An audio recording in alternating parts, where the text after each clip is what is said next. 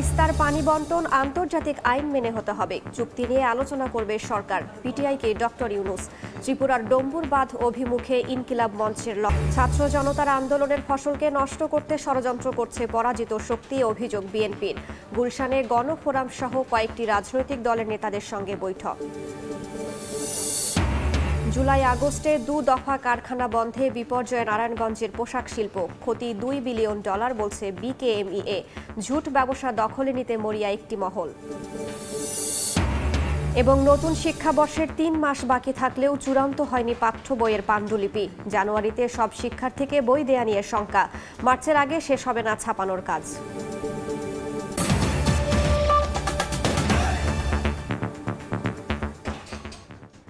জনপদের সময়ের সঙ্গে আছি আমি রাইসা জান্নাত। তিস্তার পানি বন্টন চুক্তি ইস্যুতে ভারতের সঙ্গে অন্তর্বর্তী সরকার আলোচনা করবে বলে জানিয়েছেন প্রধান উপদেষ্টা ডক্টর মোহাম্মদ ইউনূস। ভারতীয় বার্তা সংস্থা পিটিআইকে দেয়া সাক্ষাৎকারে তিনি বলেন, পানি বন্টন অবশ্যই আন্তর্জাতিক আইন মেনে হতে হবে। দক্ষিণ এশীয় আঞ্চলিক সহযোগিতা সংস্থা সার্ক নিয়েও কথা বলেন ডক্টর ইউনূস। শুক্রবার এই সাক্ষাৎকারটি প্রকাশ করে পিটিআই। বাংলাদেশ ও ভারতের মধ্যে এক দীর্ঘমেয়াদী অমীমাংসিত বিষয় তিস্তা নদীর পানি বন্টন চুক্তি। এ নিয়ে দুদেশের মধ্যে চুক্তির কথা হচ্ছে বিগত কয়েক বছর ধরে, কিন্তু আশ্বাসেই ঝুলে আছে তিস্তা ইস্যু। সম্প্রতি ভারতের বার্তা সংস্থা পিটিআইকে অন্তর্বর্তী সরকারের প্রধান উপদেষ্টা ডক্টর মোহাম্মদ ইউনূসের দেয়া সাক্ষাৎকারে উঠে আসে তিস্তা নদীর পানি বন্টন চুক্তি ইস্যু। শুক্রবার ওই সাক্ষাৎকারটি প্রচার করা হয়। পিটিআইকে ডক্টর ইউনূস বলেন, দীর্ঘদিন ধরে অমীমাংসিত তিস্তা নদীর পানি বন্টন চুক্তির বিষয়ে মতপার্থক্য দূর করার উপায় নিয়ে ভারতের সঙ্গে আলোচনা করবে অন্তর্বর্তী সরকার। বিষয়টি দীর্ঘদিন ধরে ঝুলে থাকায় কোনো দেশেরই লাভ হচ্ছে না। আন্তর্জাতিক আইন অনুযায়ী তিস্তার পানি বন্টন সমস্যার সমাধান হতে হবে বলেও মত তার। বাংলাদেশের সম্প্রতি ভয়াবহ বন্যার জন্য ভারতকে দায়ী করে ঢাকা থেকে গণমাধ্যমের প্রকাশিত খবর প্রসঙ্গে ডক্টর ইউনূস বলেন, চুক্তি সইয়ের আগে এমন সংকট মোকাবেলায় মানবিক দৃষ্টিভঙ্গি গ্রহণ করা যেতে পারে।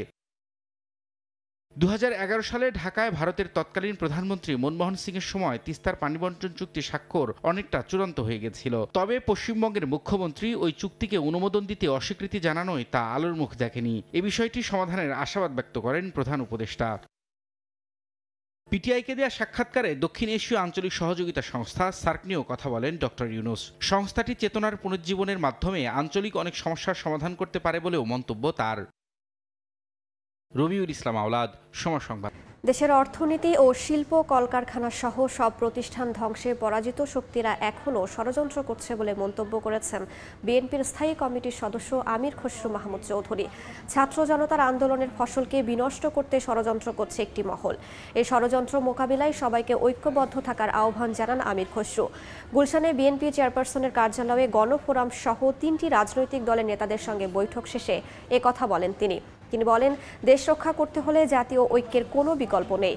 রাষ্ট্র মেরামতের 31 দফা জাতির সামনে আবারও তুলে ধরা হবে বলেও জানান আমির খসরু মাহমুদ চৌধুরী। শেখ হাসিনা পলায়ন করার পরে বাংলাদেশের মানুষের মনোজগতে একটা বড় ধরনের পরিবর্তন আসছে। তারা নতুন বাংলাদেশের স্বপ্ন দেখছে, তারা আকাঙ্ক্ষা, তাদের প্রত্যাশা পূরণে আমরা জনগণের যে মনের মধ্যে যে মনোজগতের যে পরিবর্তন হয়েছে তার সাথে আমাদেরকে চলতে হবে এবং সেটাকে ধারণ করতে হবে। নতুন বাংলাদেশের মানুষের যে স্বপ্ন সেটা পূরণে আমরা সম্মিলিতভাবে আমরা সবাই মিলে কাজ করব। এখানে জাতীয় ঐক্যের প্রয়োজন। কোনো একটি দল এই কাজটা করতে পারবে না। দেশকে অস্থিতিশীল করার চেষ্টা করছে পরাজিত শক্তিরা। তাদের বিরুদ্ধে সকলকে সচেতন থাকার আহ্বান জানিয়েছেন বিএনপির সিনিয়র যুগ্ম মহাসচিব রুহুল কবির রিজভী। বিকেলে রাজধানীর রামপুরায় বৈষম্য বিরোধী আন্দোলনে নিহত রিকশা চালক সাগরের পরিবারের সঙ্গে সাক্ষাৎ শেষে একথা বলেন তিনি। নানা ধরনের দুরভিসন্ধি এখনো চলছে। আমাদের এই বিজয়কে নস্যাৎ করার জন্য যারা অসন্তুষ্ট হয়েছে তারা কিন্তু থেমে নেই। যারা পরাজিত হয়েছেন তাদের ছিল অনেক কালো টাকা, তাদের আছে অনেক কালো টাকা। তারা বিভিন্ন জায়গায় ঘাপটি মেরে বসে আছে। গোটা দেশকে অস্থিতিশীল করার জন্য গভীর ষড়যন্ত্রে মেতে উঠেছে। এই কালো টাকা ছড়িয়ে তারা এক ধরনের অস্থিতিশীলতা তৈরি করছে এবং আরও করতে পারে। এই জন্য সবাইকে আজকে সতর্ক থাকতে হবে। রংপুরে ছাত্র আন্দোলনে নিহত আবু সাইদের স্বজনদের সঙ্গে সাক্ষাৎ করেছেন ছাত্র দলের কেন্দ্রীয় কমিটির নেতারা।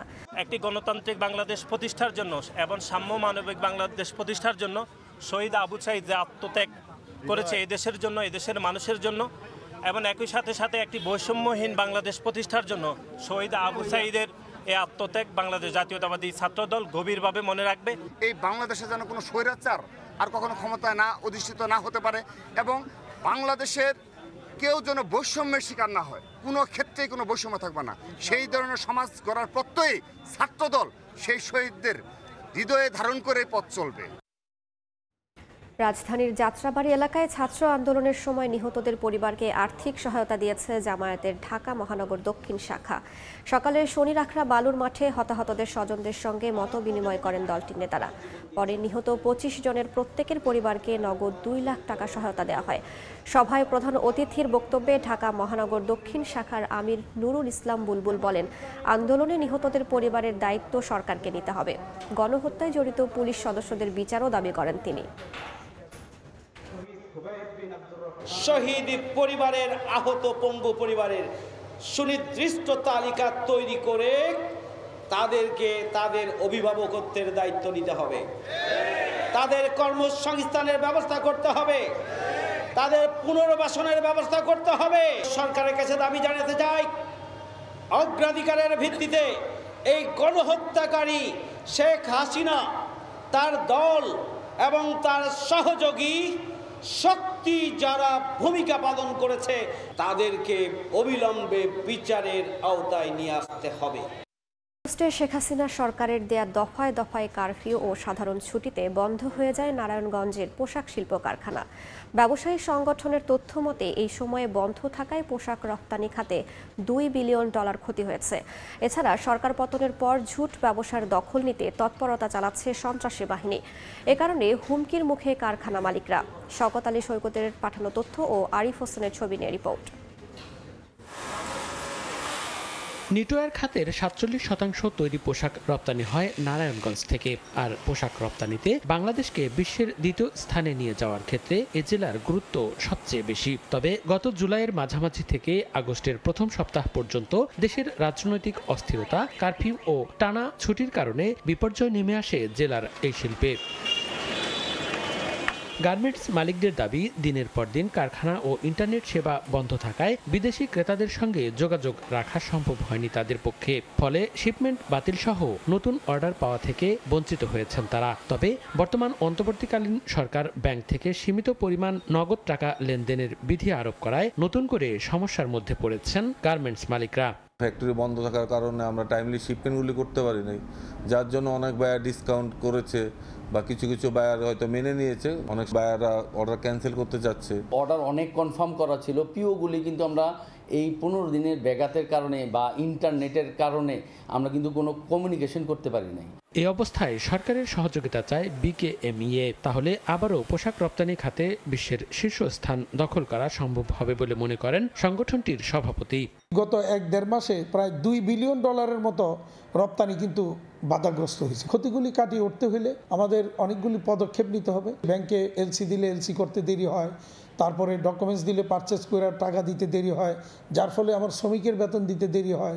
এদিকে সরকার পরিবর্তনের পর ঝুট ও ওয়েস্টের ব্যবসা দখলে নিতে একটি সন্ত্রাসী চক্র মরিয়া হয়ে উঠেছে বলে অভিযোগ ব্যবসায়ীদের। 5 তারিখের থেকেই যদি বলি, নতুন করে এক উৎপাতের মধ্যে আমরা পড়লাম।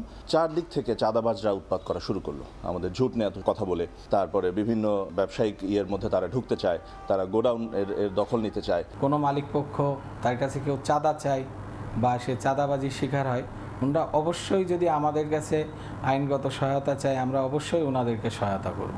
নারায়ণগঞ্জে 8 শতাধিক রপ্তানিমুখী পোশাক কারখানায় 15 লাখের বেশি শ্রমিক কর্মরত আছেন। সময় সংবাদ, নারায়ণগঞ্জ। জনপদের সময়। নতুন শিক্ষাবর্ষ শুরু হতে মাত্র 3 মাস বাকি থাকলেও এখনও চূড়ান্ত হয়নি পাঠ্য বইয়ের পাণ্ডুলিপি। শুধু তাই নয়, কয়েকটি শ্রেণীতে হয়নি টেন্ডারও। এখনও ছাপা শুরু না হওয়ায় জানুয়ারিতে শিক্ষার্থীদের হাতে বই পৌঁছানো নিয়ে তৈরি হয়েছে শঙ্কা। মুদ্রণ সংশ্লিষ্টরা বলছেন, বছরের শুরুতে কিছু বই পৌঁছানো সম্ভব হলেও সব বই ছাপা শেষ হতে মার্চ পর্যন্ত সময় লাগবে। তবে চ্যালেঞ্জ থাকলেও যথাসময়ে বই পৌঁছানোর চেষ্টা চলছে বলে জানিয়েছে পাঠ্যপুস্তক বোর্ড। শাকির আহমেদের রিপোর্ট।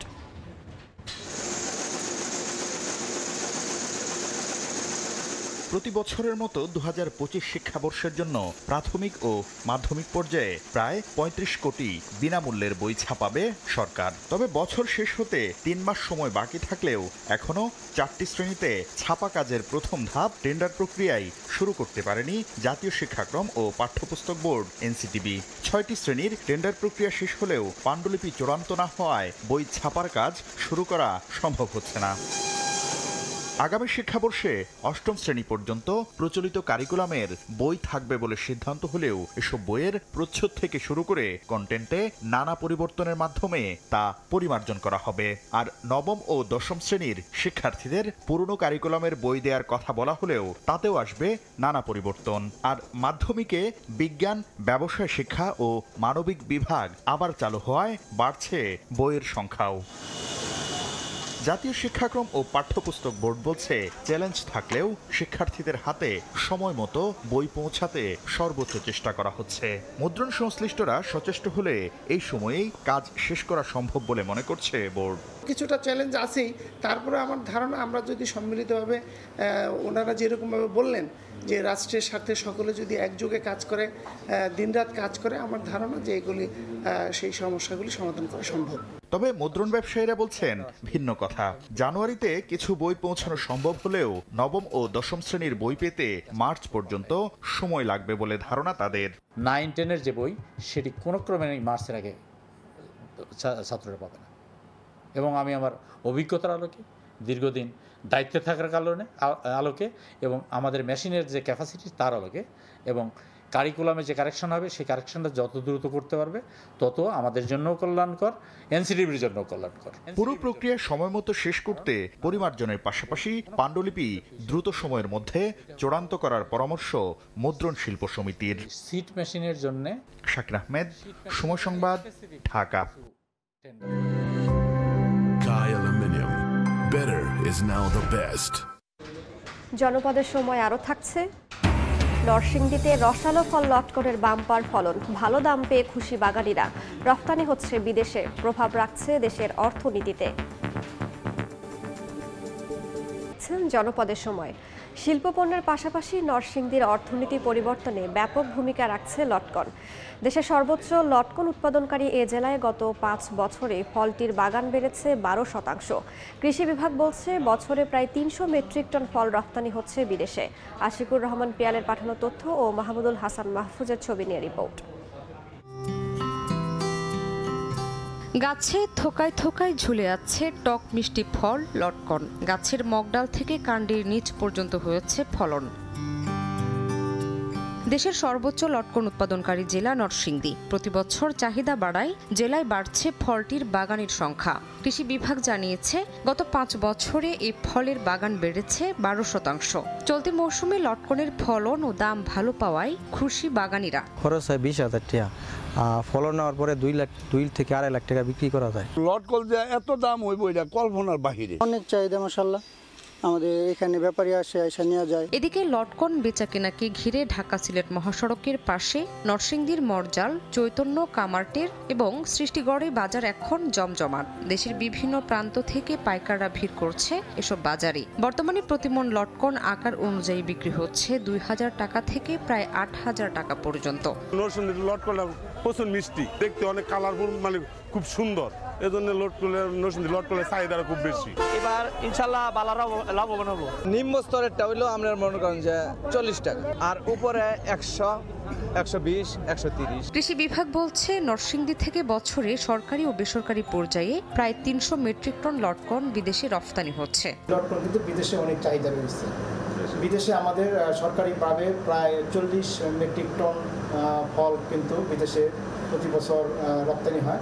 তবে বেসরকারিভাবে এটি প্রায় 2200 মেট্রিক টন কিন্তু বিদেশে রপ্তানি হয়।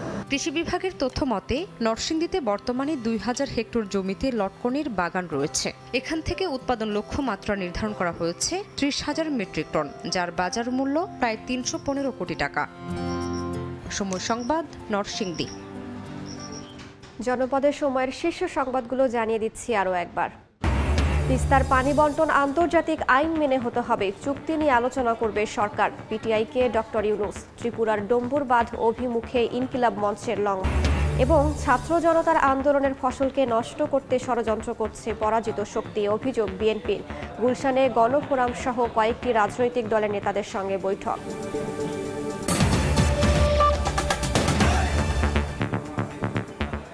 এই ছিল জনপদের সময়ের সঙ্গেই থাকুন সময়ের।